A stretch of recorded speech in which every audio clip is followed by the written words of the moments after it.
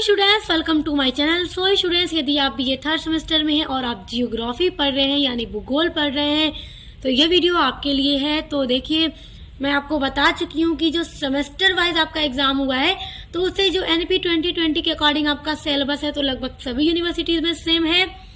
तो आपके लिए यही वीडियो होगी, आप चाहे किसी भी यूनिवर्सिटी के हों। तो देखिए, जियोग्राफी की जो क्लास है बीए थर्ड सेमेस्टर की वो मैंने शुरू कर दी है और आपका सिलेबस भी मैंने अपलोड कर दिया।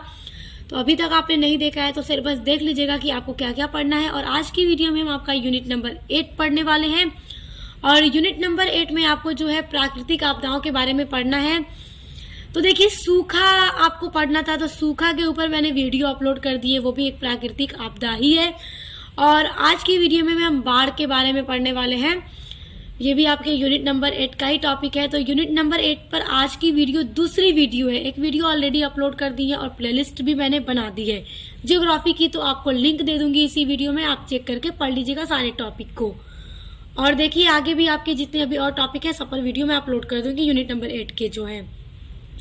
एक बात और कहूंगी आपसे कि यदि आप अपने बीए थर्ड सेमेस्टर में इंग्लिश पढ़ते हैं, सोशियोलॉजी पढ़ते हैं या हिस्ट्री पढ़ते हैं या फिर हिंदी गद्य पढ़ते हैं, कोई भी आप सब्जेक्ट पढ़ते हैं तो उन सभी की भी क्लास चैनल पे हो रही है, तो चेक करके उसको भी पढ़ना जल्दी से शुरू कर दीजिए और अच्छे से तैयारी कीजिए एग्जाम की। चलिए अब बाढ़ के बारे में पढ़ते हैं।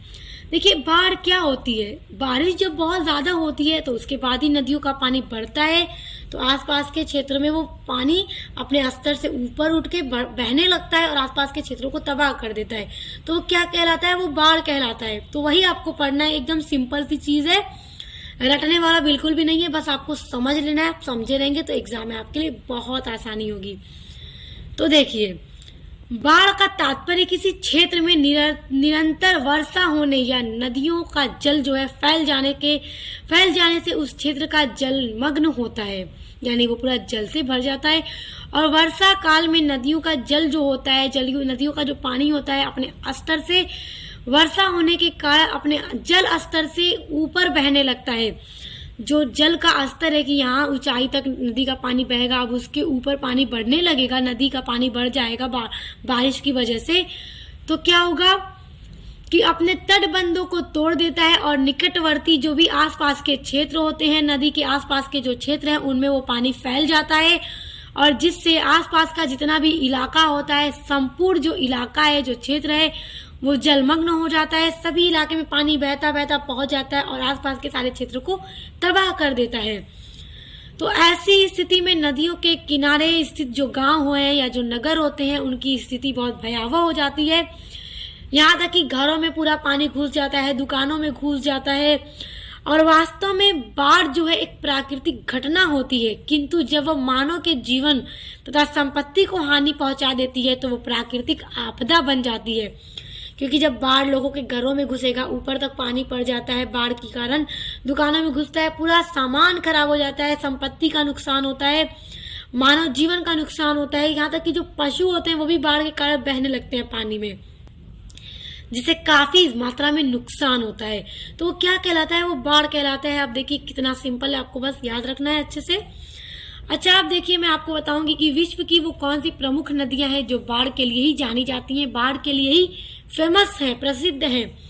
तो भारत में देखिए, भारत की गंगा नदी हो, यमुना हो या गोमती हो, घाघरा नदी हो, कोसी नदी हो या दामोदर नदी हो, ब्रह्मपुत्र नदी, कृष्णा नदी, गोदावरी नदी आदि, ये जो नदियां हैं भारत में स्थित हैं और ये सभी नदियां बाढ़ के लिए बहुत ज्यादा प्रसिद्ध हैं।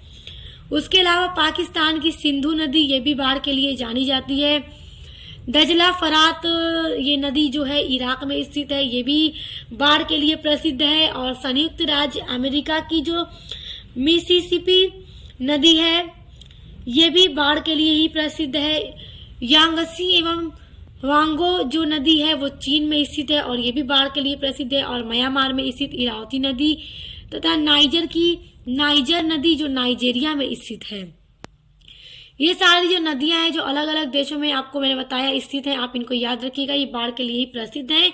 तो एग्जाम में आप बाढ़ के बारे में लिखें तो आप इन नदियों को जरूर लिखिएगा। आप देखिए, अगला है आपका बाढ़ आने के कारण। बाढ़ क्या है, आई होप आप समझ गए और आप, मुझे तो पता है आप पहले से भी जान रहे होंगे बाढ़ के बारे में कि बाढ़ क्या होता है। अच्छा, आप देखिए बाढ़ जो आती है उसके क्या क्या कारण है, किन कारणों से बाढ़ आती है। तो पहला पॉइंट है कि देखिए भारत में भारी मानसूनी वर्षा होती है।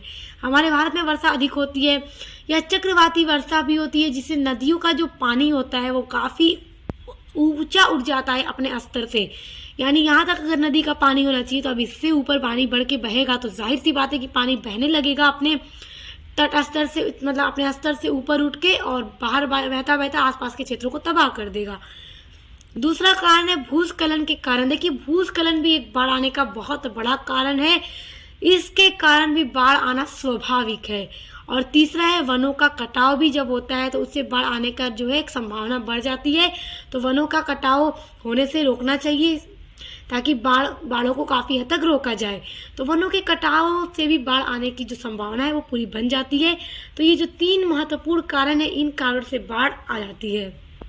अब देखिए बाढ़ का प्रभाव, जब बाढ़ आती है तो उसके बाद, बाढ़ आने के बाद किन किन चीज़ों पर बाढ़ का प्रभाव पड़ता है, क्या क्या चीज़ें हैं जो जिन पर बाढ़ का इम्पैक्ट पड़ता है। तो अब देखिए पहला पॉइंट है जिस पर बाढ़ का प्रभाव पड़ता है कि बाढ़ से देखिए बड़े पैमाने पर जो कार्बनिक पदार्थ हैं उनका अपरदन हो जाता है, जिससे महामारी, पेचिस, मलेरिया आदि बीमारियां फैलने लगती हैं, और जिससे कि बहुत सारे लोग को ये बीमारियां हो जाती हैं। और अब देखिए कितनी खतरनाक ये सारी बीमारियां हैं, और बाढ़ आने के कारण ये बीमारियां बड़ी तेजी से फैल जाती हैं। तो बाढ़ का प्रभाव पड़ता है कि ये सारी बीमारियां लोगों को लग जाती हैं।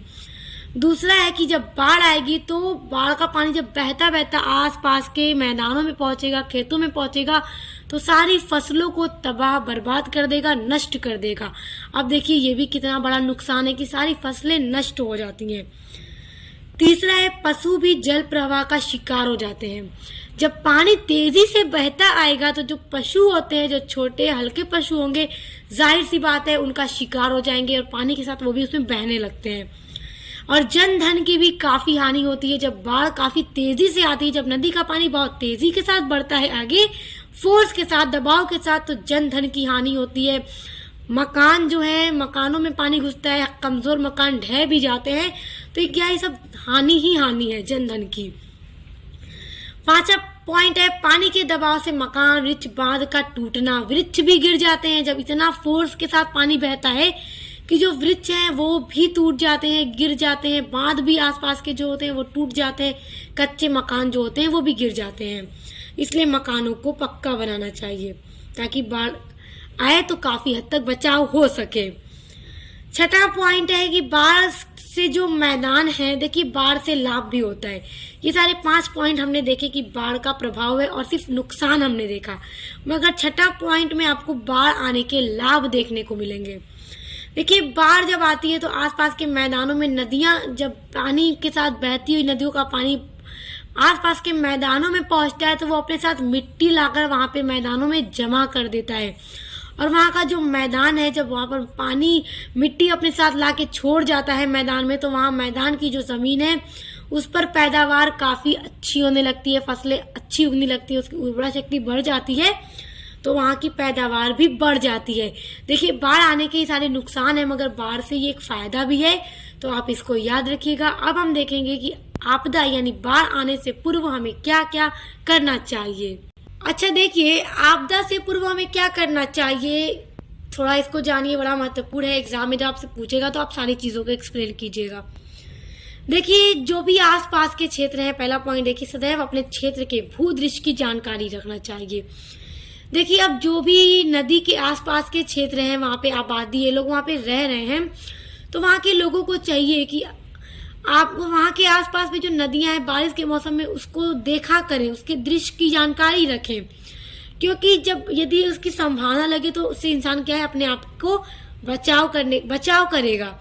तो इसलिए दृश्य की जानकारी रखनी चाहिए। दूसरा है कि अपने क्षेत्र की नदियों की भी पूरी स्थिति की जानकारी रखनी चाहिए। तीसरा है कि मकान की जो नींव है और जो मकान के बाहरी हिस्से की दीवार होती है उसको मजबूत बनाएं, ताकि घर की नींव मजबूत होगी, मकान पक्के होंगे तो तेज पानी के दबाव से वो गिरेंगे नहीं, और दीवारें कमजोर होंगी तो वो भी टूट के गिर जाएंगी, जिससे पानी अंदर तक पूरा चला जाएगा। तो जब मजबूत होंगी तो बाढ़ का पानी अंदर घरों में नहीं जाएगा। और चौथा पॉइंट है कि तैरना सीखना चाहिए। सबसे इम्पोर्टेंट चीज, अगर तैरने का ढंग होगा तो इंसान खुद की जान बचा पाएगा, तो इसलिए तैरना भी सीखना चाहिए। अच्छा स्टूडेंट, देखिए तो ये सारे जो पॉइंट मैंने आपको बताए, तो आपदा से पूर्व इन सारी चीज़ों का जानकारी रखना चाहिए, जिनका जो भी नदी के आसपास के क्षेत्रों में निवास करते हैं उनको। और तैरना तो ज़रूर सीखना चाहिए ताकि बाढ़ में जान को बचाया जा सके। अच्छा, अब यहाँ पे कुछ और आपको बताऊंगी कि आपदा के समय क्या कर्तव्य होने चाहिए, हमारे क्या कर्तव्य हैं आपदा के समय। देखिए, सतह पर जो बहाव है, बहाव की सतह पर उसके मार्ग में रेत के थैले रखने चाहिए। और देखो, पेड़ों पर नहीं चढ़ना चाहिए। बाढ़ जब आती है तो पेड़ों के भी गिरने का डर बना रहता है, तो वृक्षों पर नहीं चढ़ना चाहिए क्योंकि उसे गिरने का डर बना रहता है। और जब भी लगे घर खतरे में हो, घर की नींव कमजोर हो, दीवार कमजोर हो, तो घर के बाहर निकल जाना चाहिए। ये करना चाहिए, इससे बचाव हो सकता है। और आपदा के बाद, आपदा जब खत्म हो जाए, बाढ़ के बाद क्या कर्तव्य है, तो बाढ़ के बाद हमारा या आपका क्या कर्तव्य बनता है उसके बारे में जान लीजिए, क्योंकि परीक्षा में पूछ देगा यदि, तो आपके लिए आसानी रहेगी। तो ध्यान से सुनिए और समझिए। देखिए, सबसे पहला पॉइंट ये है कि अपने घर, पड़ोस तथा आसपास के क्षेत्रों की सफाई करानी चाहिए, सफाई कीजिए तथा जो भी कीटनाशक दवाइयां हैं उनका छिड़काव कीजिए ताकि जो महामारी हो, मलेरिया हो, पेचिस, ये सारी बीमारियों से बचाव किया जा सके। दूसरा पॉइंट है कि मृदा संरक्षण का उपाय बनाइए। तीसरा पॉइंट है कि वृक्षारोपण पर भी बल दीजिए। चौथा पॉइंट है कि रोगों की रोकथाम हेतु टीके लगवाए जाने चाहिए और मरीजों को अस्पताल ले जाइए जो भी बाढ़ के शिकार हुए हैं, चाहे फिर पशु हो या फिर मानव हो, इंसान हो, कोई भी हो, अस्पताल ले जाना चाहिए जो भी, जिनका भी नुकसान हुआ हो, जो भी मरीज हो। पांचवा पॉइंट ये है कि पशुओं को भी चिकित्सालय ले जाकर उनका इलाज कराना चाहिए। तो ये पॉइंट तो मैंने अभी आपको बता दिया। तो इस तरह से आप अलग अलग पॉइंट बना के लिख कर आसानी से हेडिंग बनाकर एक्सप्लेन कर दीजिएगा एग्जाम में जब आपसे पूछेगा। तो ये सारे पॉइंट जो मैंने आपको बताए वो सब आपदा के पश्चात करने वाले कार्य हैं जो हमें करने चाहिए, आपको करने चाहिए। तो आई होप आप बाढ़ क्या है, बाढ़ के कारण, उसके प्रभाव और हमारे क्या कर्तव्य हैं आपदा से पहले, उसके बाद, सब बहुत अच्छे से समझ गए होंगे। तो यह वीडियो यहीं पर ख़त्म होता है। तो स्टूडेंट्स, आपके यूनिट्स जो हैं इसी तरह आती रहेंगी सभी सब्जेक्ट की, तो अच्छे से पढ़ाई कीजिए, एग्जाम दीजिए, उसके बाद आप चले जाएंगे 4th सेमेस्टर में। तो 4th सेमेस्टर में भी आप जो भी सब्जेक्ट पढ़ेंगे उसके लिए चैनल पर विजिट कीजिएगा। सभी की क्लास चल रही है चैनल पे, और जो भी आप सब्जेक्ट पढ़ रहे हैं उसके लिए कमेंट कर दीजिएगा। हो सके मैं आपके लिए सिलेबस अपलोड करने की पूरी कोशिश करूंगी। तो अब मिलते हैं नेक्स्ट वीडियो के साथ।